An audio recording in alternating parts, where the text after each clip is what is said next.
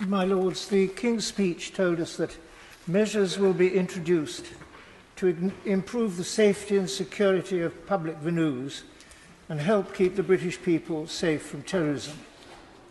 My Lords, when we use the word terrorism nowadays, we usually mean Islamist terrorism. And MI5 tells us that Islamist terrorism is now the UK's most significant threat. And yet, my Lords, if we so much as try just to talk about Islam or Islamism, we are immediately accused of Islamophobia. A phobia is an irrational fear of something. But it isn't irrational to fear the modern world's most violent religious ideology. I describe it as such because, according to the religionofpeace.com website, Islamist terrorists have carried out some 46,602 deadly terror attacks somewhere in the world since their Twin Tower massacres of the 9th of September 2001, or more than 5 every day. Just in the week from July the 6th to 12th this year, there have been 35 attacks in 12 countries, killing 70 people and injuring 32. There are two broad divisions within Islam, as I'm sure your lordships know, between Sunni and Shia Muslims, with many subsects which don't often agree with each other. And the vast majority of these attacks have been on other Muslims. My Lords, I understand there is a popular conception that the word Islam means peace, whereas in fact it means submission to the will of Allah or the Muslim God. Devout Muslims should obey the Quran and emulate the life of Muhammad. This is unfortunate because the Quran contains over 100 verses which encourage Muslims to kill or subdue non-Muslims.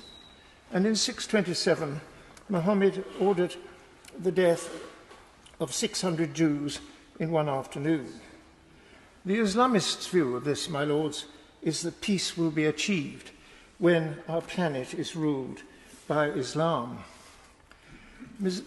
My Lords, Islam's Sharia law is already running de facto in the United Kingdom via some 80 Muslim arbitration tribunals.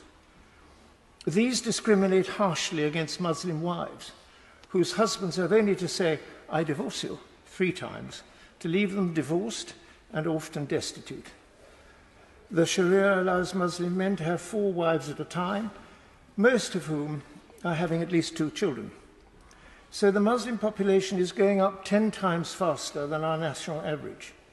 On past trends, Birmingham and 9 other English local authorities will be majority Muslim by 2031. The radicals' plan is to wait until they can take us over through the power of the womb and the ballot box. Of course, my Lords, I pay tribute to the vast majority of Muslims in this country who eschew these tenets and live decent and helpful lives in our democracy. But we are left with the problem of what to do about the rest of them. May I suggest first that we should start monitoring our mosques and madrasas and imprison or deport our extremist imams. Second, we should encourage the licensing of imams before they can preach, as do other religions, including, I think, the Church of England. Third, the government should enact Baroness Cox's bill to give our Muslim wives the protection of our civil law. The bill has had 2 supportive second readings in your Lordship's House, but the government fears being called Islamophobic by our Muslim men, so won't support it. Fourth, we should ban the burqa in public, as 16 other countries have done, some of which are Muslim majority. My Lords, Islam is a vast subject, and I cannot possibly do it justice in the 5 minutes which is our allotted speaking time.